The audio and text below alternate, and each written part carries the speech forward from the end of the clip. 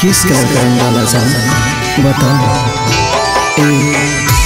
किस colour का रंग डाला जाए बताओ ना।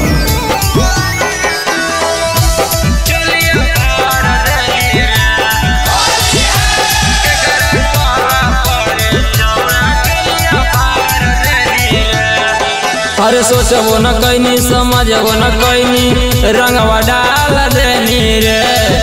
अरे सोचबो न कैनी समझबो न कैनी रंगवा डाल देनी रे। करा काला पर चौड़ा चोलिया पार देनी रे। करा काला पर चौड़ा चोलिया पार देनी रे।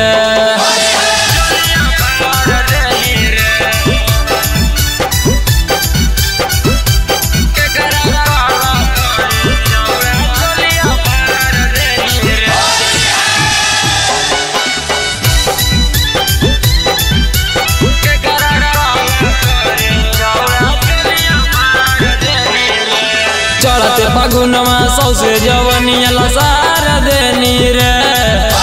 चढ़ते फागुनमा सौसे जवनिया लसार देनी रे। करा काला पर छौड़ा चोलिया फार देनी रे। करा काला पर छौड़ा चोलिया फार देनी रे।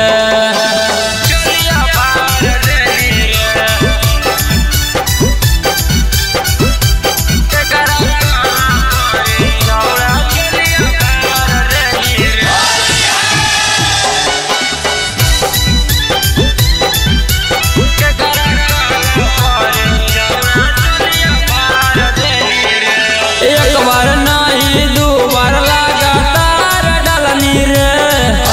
एक बार नहीं दो बार लगातार डालनी रे। करा काला पर छौड़ा चोलिया फार देनी रे। करा काला पर छौड़ा चोलिया फार देनी रे। निकलिया जब तू तो रंगवा गाढ़ा डालनी रे। गुलशन बलमी की रंगवा गाढ़ा डालनी रे। करा काला पर छौड़ा